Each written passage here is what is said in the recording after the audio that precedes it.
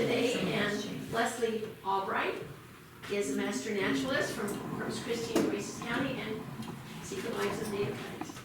Thank you. And I hear I have some master gardeners, so if you have input, please. I'm just learning a lot of this myself. I became a Texas Master Naturalist I finished in December of 2021.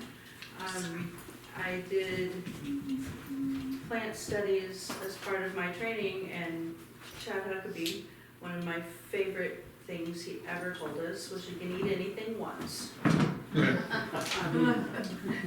I tell kids, I work at the Oso Bay Wetlands Preserve part-time, and so I have kids come up and say, you ate this? I'm like, Just standing right here. I could, That's how but we get that.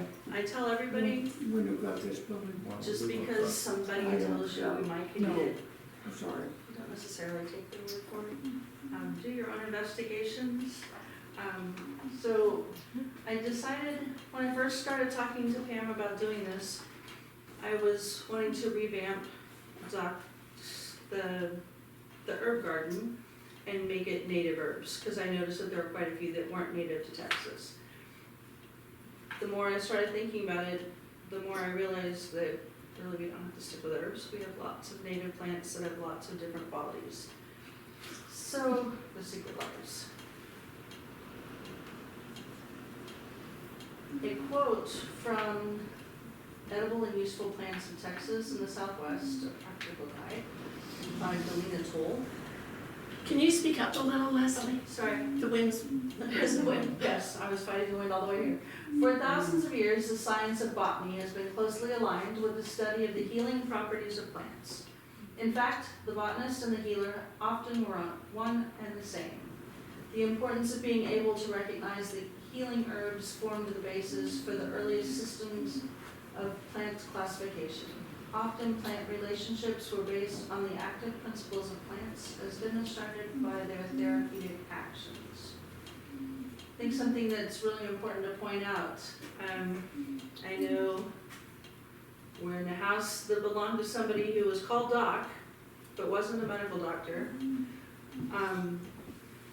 Pharmacists actually should always be your go-to for medicine.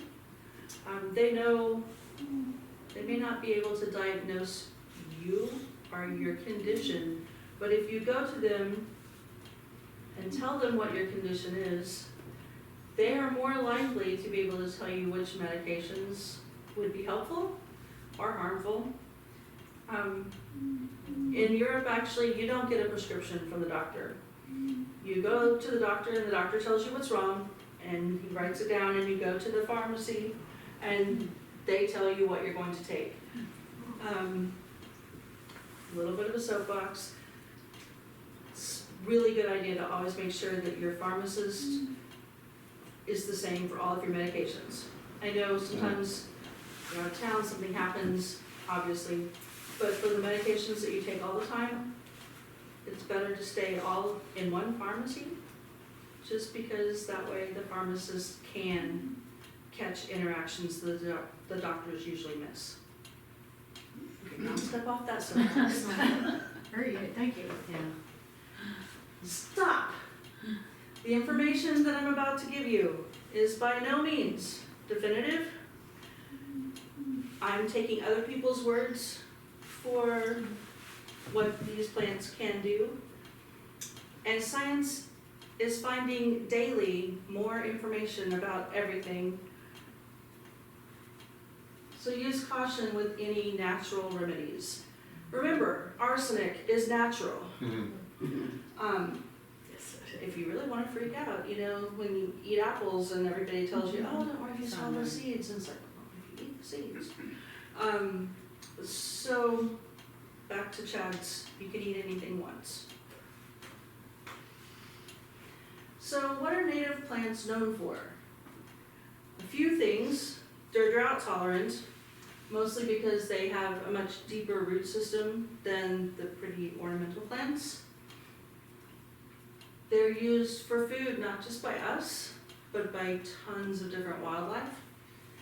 They provide habitats for the wildlife, and they remind you of home. I don't know about you, I used to live in Louisiana. There was a plantation there called Yucca Plantation, and there were yuccas everywhere. And every time I walk past a yucca plant now, I think of Louisiana. So, I was born in Texas. I'm really a Texan. Just- What else can native plants do? You can make teas. That seems to be the most popular way to use plants. Poultices, big fancy word for a patch with some medicine in it. Salves, they're actually the basis of many of the medications that you get from the pharmacy. And you can grind them into powders. And I'm sure there's tons of other things. I forgot to point out, there's gonna be one in a minute. You can actually smoke. What's the, Not that one. what's the difference between a poultice and a salve? A salve is more like a cream or a lotion, whereas a poultice is usually kind of like a pillow that's infused with the stuff that you put on. At least that's my understanding of poultices from like Gone with the Wind.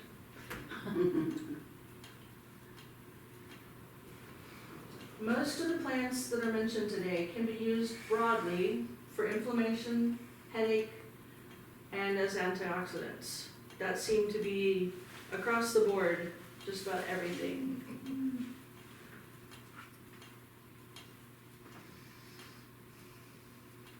Yes, it'd be nice if you would move that.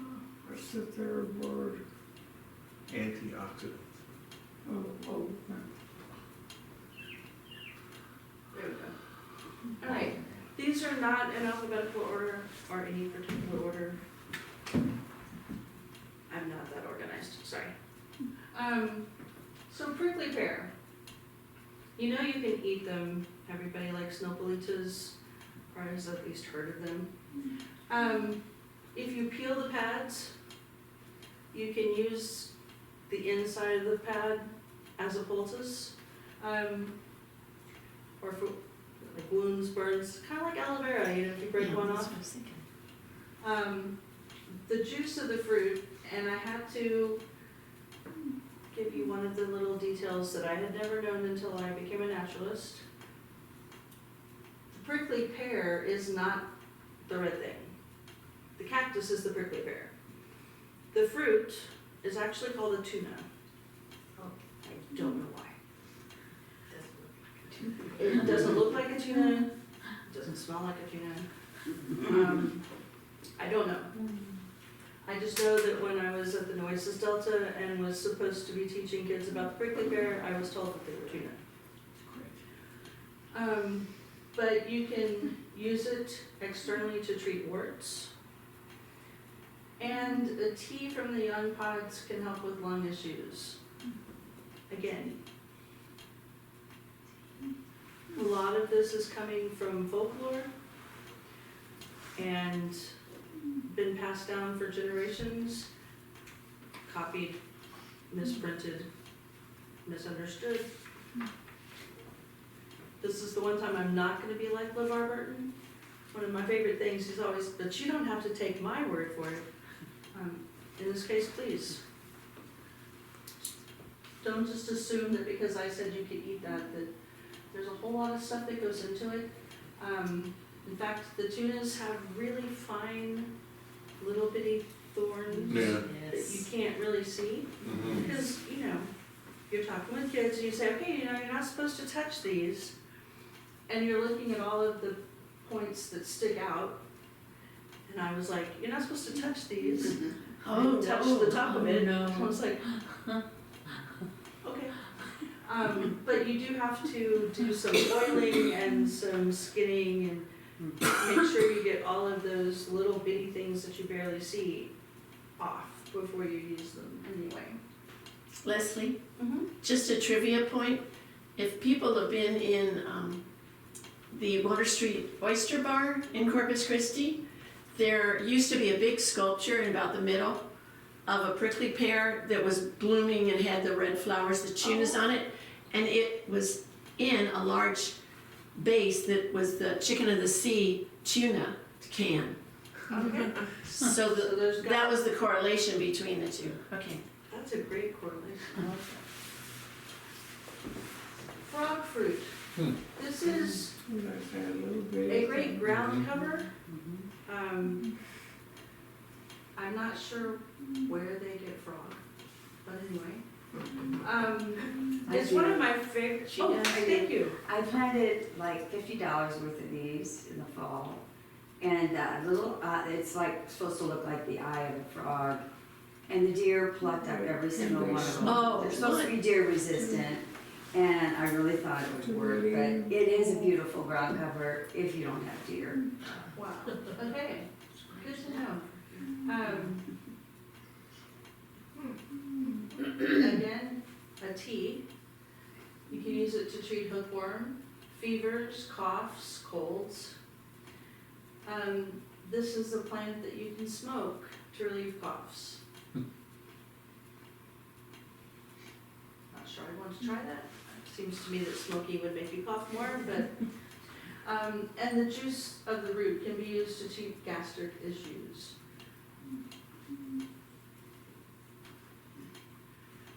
Yucca.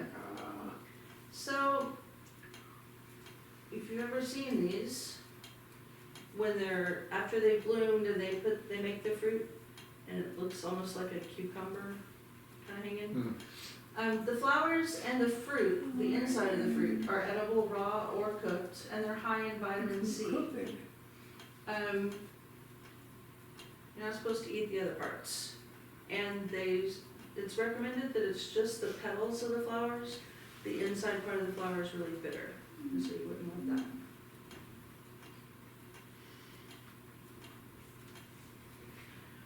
Camphorweed. Okay, I'm gonna start with the second point. Who remembers Campho-Phenique? Okay. The little green bottle, it had this really distinct smell. My grandmother used it for everything. Cold sores, fall and scrape your knee, you name it, Campho-Phenique fixed it.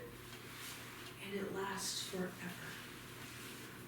So it can be used if you have a sprain or a bruise, it may reduce pain. And like I said, I forgot to write the points down, but it's also has antiseptic qualities.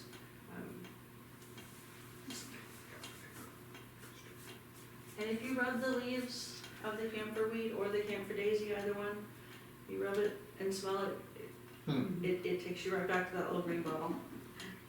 That's it's a trail side weed around town, right? Mhm. Is it pretty common? Pretty common. Okay. There's also a camphor daisy, Yeah. which looks very similar, but the leaves are a little bit different. And I think the camphor daisy is more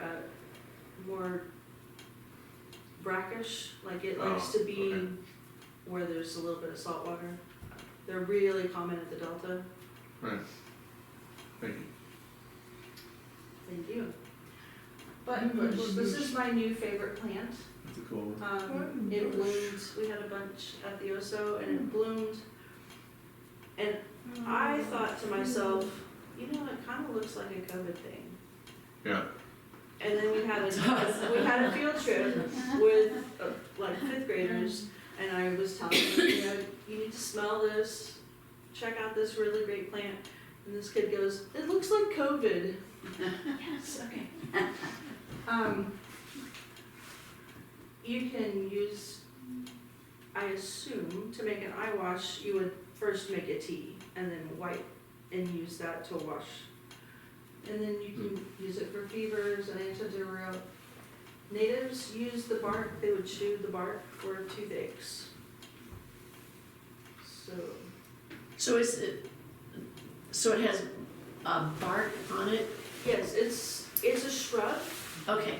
but it gets tree size. We have a couple that are like full-grown trees with trunks. They start off fairly small and shrub-like. We have a whole bunch right around the pond, so, A freshwater pond? yes.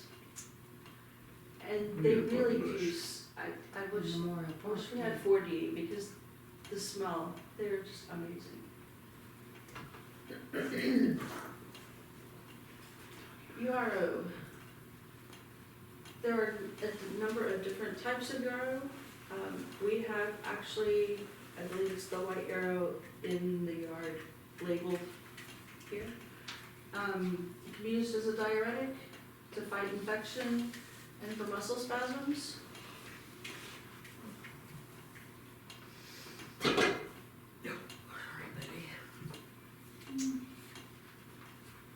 Yopon holly. So the Yopon holly is mostly for inflammation, headaches, and it's full of antioxidants, but only the stems and leaves. This is one of those where the berries are poisonous, although they're great for wildlife. Poisonous to us, but wildlife likes them. There was, I don't know if any of you caught it at Goose Island State Park. They had a workshop where you took your cup and they helped you and you made some Yopon holly tea. It also works the other way. If you drink too much of it, it can have a laxative effect. So you kind of have to balance that out. How much caffeine does that really have? It's one of the, I don't know exactly like in milligrams, but it is a naturally caffeinated tea. So it would be, yeah, it's not an herb tea. It's not an herbal tea like the mints and the chamomile that are caffeine free naturally. It does have caffeine.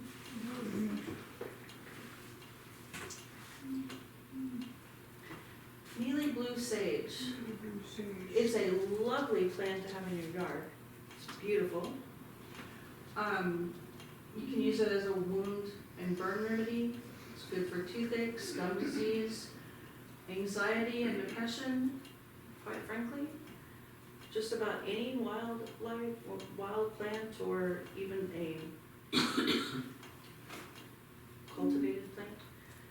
I think it's good for anxiety and depression because just looking at them makes you feel better. But many of these also claim that property as well.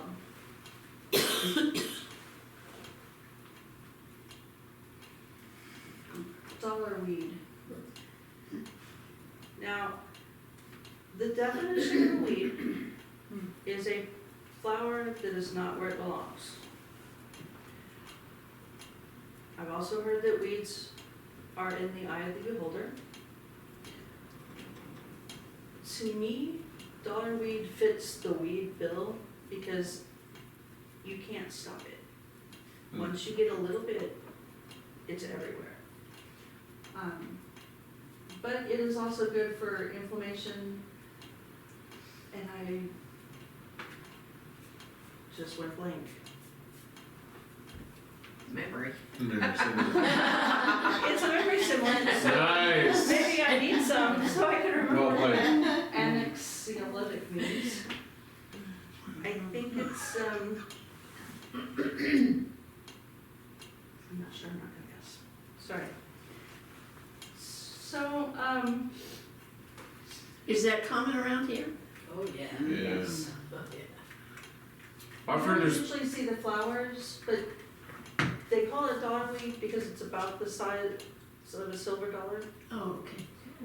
Although I've seen some that are huge. yeah, It tends to like really moist spaces too. I see a lot of it by the ponds and not the saltwater so much, not at the brackish areas, yes. I was reading about that a couple of years ago, and there's one that's real common here, and I think that there's one out on the beaches that is salty. Okay. And I was kind of curious which one is known for its properties. I think there's two species. That is one of the reasons that you should not just go out and start eating dollarweed. Yeah. I remember seeing the dollarweed. To me, this dollarweed looks like the one that we have by the pond, but now that you mention it, I saw some out at the beach as well. Right. A lot of plants can do that. Halophytes, for instance, if you're ever out at the beach and you see a whole bunch of green stuff with a little bit of red here and there, halophytes are fascinating. And if you're a Star Trek fan, those leaves that turn red, they're the red shirt. They're the expendable crew member. Yeah. That's where all the salt goes. Oh, yeah. It draws all the salt out so that the rest of the plant can get the water. Wow. And I came in and I talked really fast, and I'm down to the end of mine. The resources that I used mostly for this were The Edible and Useful Plants of Texas and the Southwest by Delina Tall, and Common Edible and Medicinal Plants of Texas by Wesley Adams. Also, if you go to H-E-B or Walmart, in the checkout stand, there's usually a medicinal plants. It'll give you a little bit of information, although it's not necessarily geared toward our specific area, it's all over. So, other questions, other comments, any plants that I should have mentioned that everybody thinks, like, this one is really important, why didn't we talk about it? Aloe vera. As I was talking, I was like, oh, I didn't say aloe vera. Obviously, aloe vera and the cactus is the inside, if you break them open, you can rub it on burns or cuts, and it has an antiseptic quality, a cooling quality. Most of these that are edible, are you talking about cooking with them or just eating them individually in the field?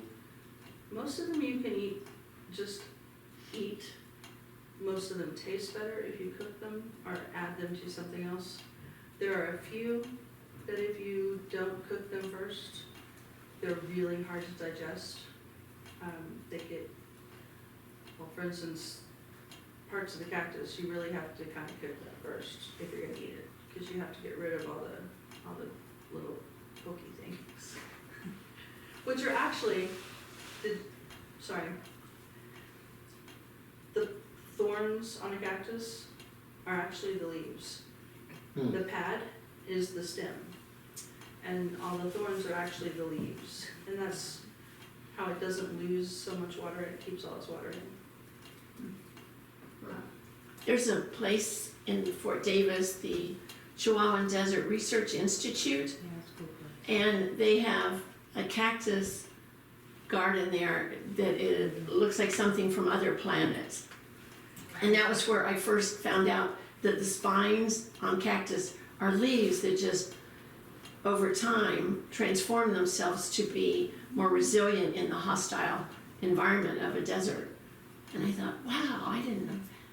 And there's also a poster up there to the left of Leslie that has some medicinal herbs, I think, on there, like behind. Yeah, Joe Johnson? I made the poster too, so they're kind of the ones I've already talked about. Okay,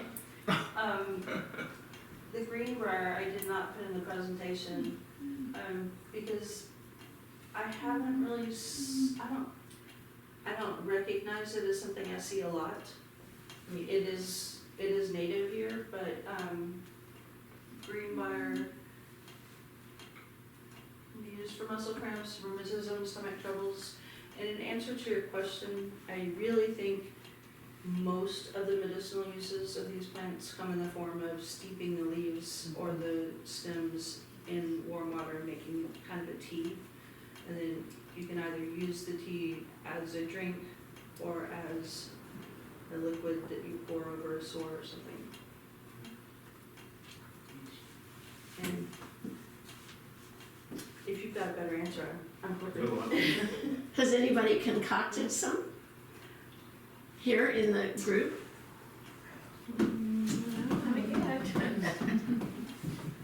It's on my to-do list. I've been a part of making jelly out of beautyberry, Oh, yes. but I haven't heard of any medicinal purposes. It just has a very faint, nice, pleasant taste to it. It does. It was one, it does have some slight It falls into the inflammation Hmm. and just refreshing tea. I had quite a few plants that, what makes a refreshing tea? Okay. Describe refreshing. When I worked with American Indians and even in the hospital, they allowed them to burn sage because it was so important, even with all the fire, hazards and all that, it took years, but for that to get approved in the hospital system, but that is considered very medicinal and spiritual. That's true. Mhm. It's used to cleanse, like actually physically cleanse, but then I also have friends that use it to say smudge their house to get rid of all the bad feelings. Some will go so far as to say evil spirits. Talking about burning sage. Yes, Is the Texas sage, is that the sage? that's a really good question. No, It's not a real the sage. Texas sage is really not a sage, and we call it that. I've often wondered if that's why the sage in bloom, in the song Deep in the Heart of Texas, the sage in bloom is like perfume, but the Texas sage, when it blooms, I don't really smell anything. Oh, yes. If you're talking about those little purple The little flowers, does and it the smell? leaves are kind of a grayish green. Yes. Mhm. Yeah, my neighbor has a huge head of, Okay. hedge of them. Mhm. And it's not overwhelming like a rose or something, but when you walk along there, you definitely can pick up the fragrance. And the bees love it. The bees, Yeah. It's part of the mint family, I think so. yeah. And what is the white, so is the mealy blue, Yeah. sage. That's what we have. And- That's just what I was gonna ask. Are the, in the mint family, are those the medicinal plants or, and what's the difference between when you say a herb and, I would say some other word like, the mint family? Well, I've always heard that mint is like an herbal tea. So I think technically mint is an herb. Okay. The thing I learned, you know how you can tell a mint? I'm sorry, you're gardeners, of course you know how you can tell a mint. I don't They know. have square stems. Yeah, that's what I did. So like the salvias and the mints are all in the same family, the mint family. And any mint is edible. Some of them don't taste very good. But they're all okay to eat or to make into teas. Thank you. So the salvia flowers are considered part of the mint family? They kind of have, there's blue stalks and then pink and then red. They're considered herbals? They are part of the mint family and let me see, is it? I just looked at it. Okay. I had trouble with some of the pronunciations, so I went with the more common names instead of the Latin. Recognizable, yeah. But they are all in the same family. Okay. And so the camphorweed and the camphor daisy are also in the same family Asteraceae as the sunflower and the daisies. They have they're actually two different flowers together. It's a compound flower. They have ray flowers and disc flowers. And so like if you're looking at one that has what we think of as the petals, that is one of the flowers. And then the stuff inside, like for sunflower, for example, all the little things with the little, those are the other type of flower. So it's like those are both kinds of flowers in one plant. Something that also kind of surprised me is like I was up, oh well, that's just. There used to be a store in San Antonio, if you know where Tierra's restaurant is. I can't remember what they call that, the marketplace or something like that. It's a marketplace. Okay. And it was just a few doors down from Metieras, and you would go in there, and it actually looked like an old-fashioned pharmacy with a lot of those bottles and the letters printed across the crockery and mortar and pestles. And they had all of these jars of salvias and mints, and I don't even know what all, but dried leaves or flowers that you could buy and then make your own medications, concoctions, teas. It was, I never bought much in there, but I like to go in and just look around because it was pretty interesting. I at the New Braunfels just had a Renaissance festival. It was their first one ever, and there was a lady there who had sage bundles Oh, and yeah. all sorts of other herbs and plants, and the same kind of thing in the big glass jars. It's- So there's a lot you can do with them. Okay, there's a lot more that you can do with them than I was able to. I have to admit, I apologize. This was a much bigger topic than I was really prepared for. And it just, like, I had to pick and choose, and it kind of got overwhelming because there were so many different, oh, well, what about this one? How can you forget this one? Wait, no. So, I didn't pick enough to keep you fully occupied, but I was late, so it evens out. It's all good. I know a lot more now than I did, so Yeah. thank you. If any of you have gardening information about any of this, or if you know about plants, or if any of you wanna try some of this, I'm up for it, just let me know. We could do a little, once we get more of the plants, we were gonna plant the little herb garden back again, but we were gonna do that right before it froze. So I decided that was not the time to plant. So maybe after the Hummingbird Festival, we'll have some plants and we can try it out. How would they get in touch with you, Leslie? Do you have a card or? I don't. Okay. I do, but I don't. Well, maybe you can I contact the give you History my- Center. I can give you my email address. I can add a slide and just write it up there. And then they can take just a screenshot of your slide.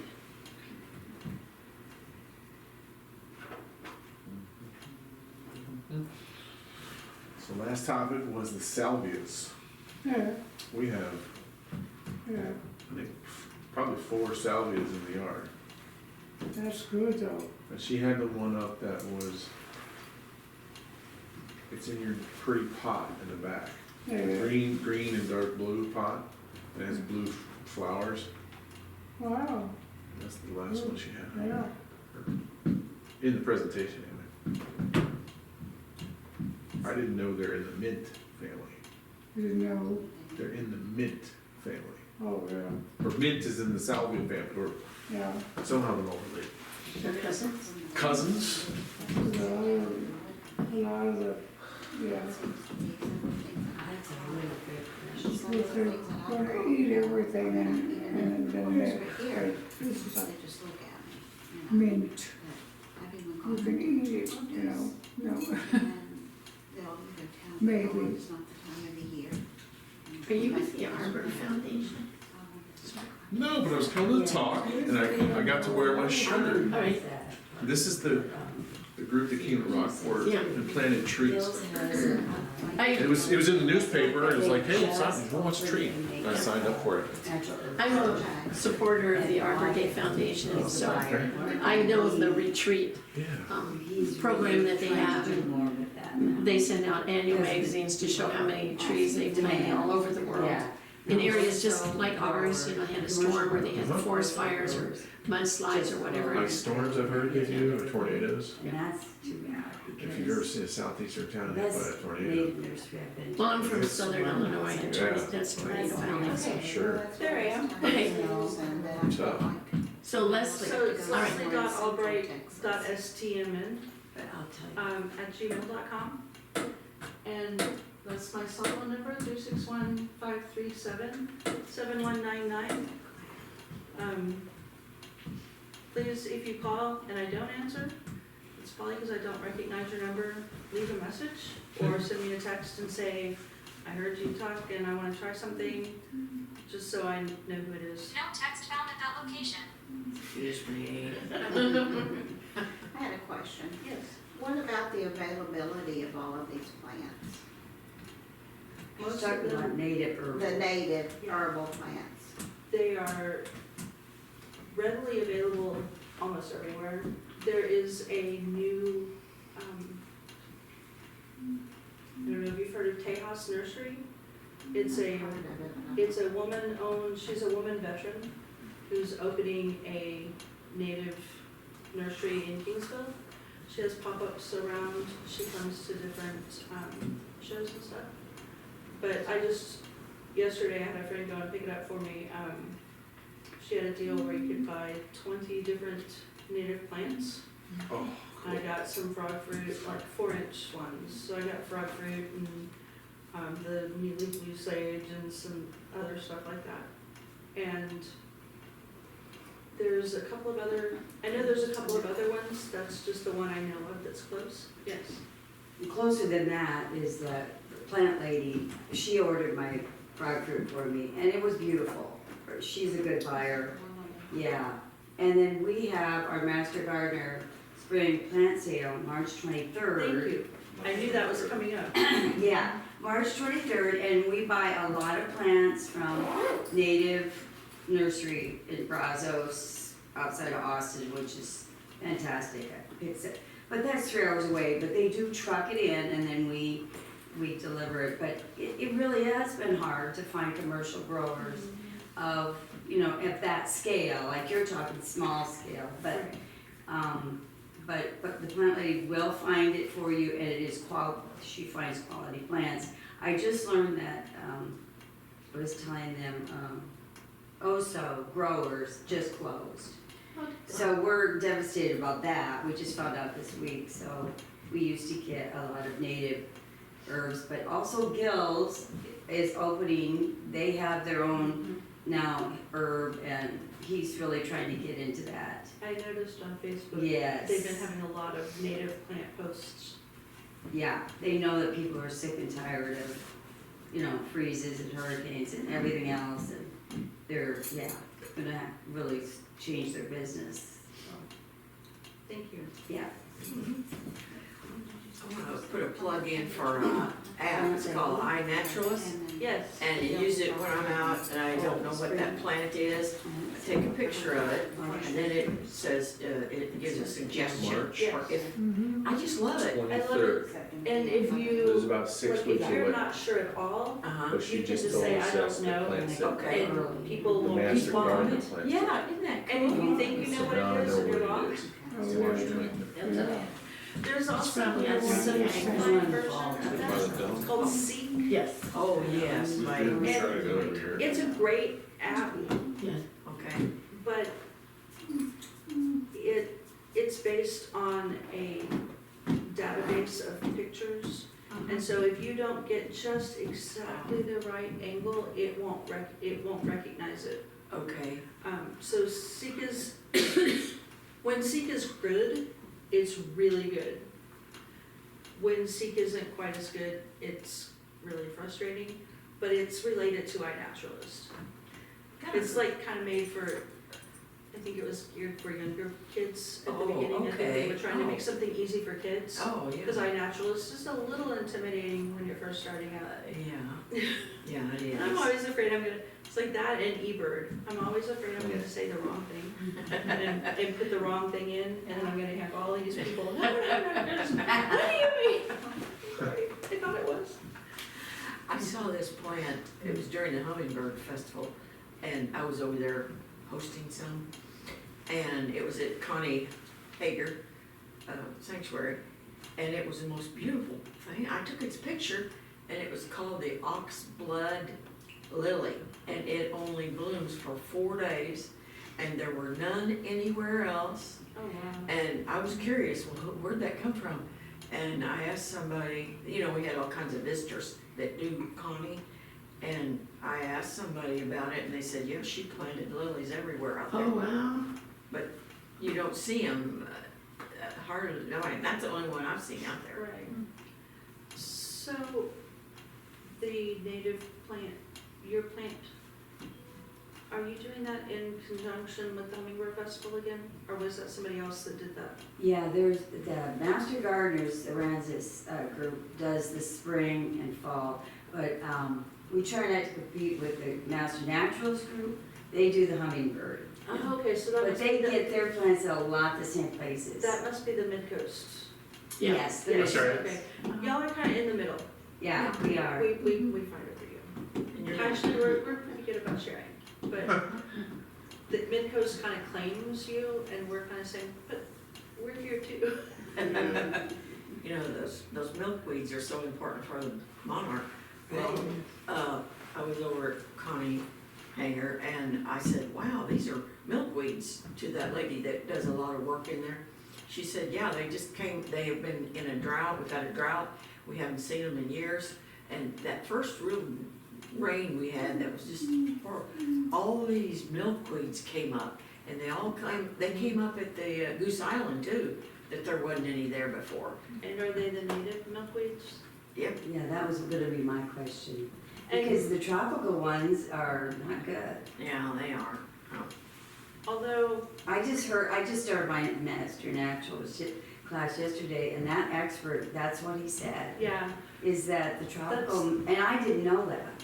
it's true that they're not, but at the same time, they're better than nothing. Yeah, you And can if tell you, them. and the tropical ones are the ones you have to be really careful and make sure you chop them Yeah. all the way Right, back down to right. the People ground. remember to do that. If you remember to do that, they're not horrible, Yeah, but and they're the ones that it are so just beautiful, confuses them see? because it blooms weird That's times pretty and it doesn't bloom. fit with the migration.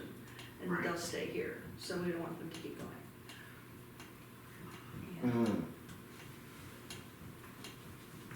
But I would protest that the tropical ones are good for the monarchs, because I have had those in my yard consistently, probably for the last 15 years after planting a few of the seeds. And all you have to do is just cut the stalks.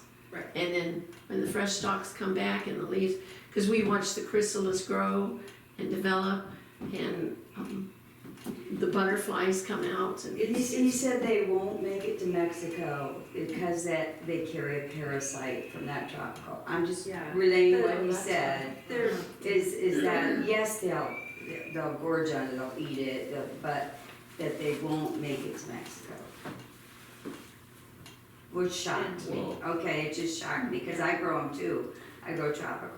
yeah, They have a real pretty bloom, you know, like orange they and do yellow. everything, but Yeah. the regular milkweed here don't. the other thing is They're kind of plain. lantana. Oh, Like lantana. the pink and, the pretty pink and yellow lantana that just is overtaking my garden is not native. It's the red and orange one that's native. But my mom planted all the other ones. And I thought they, you know, back, what was it? The freeze when like the whole 2021. Burcon and everything.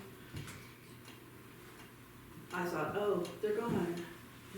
And then next spring I walked out and there's like all these little, like, it was really weird because I was convinced they were never coming back.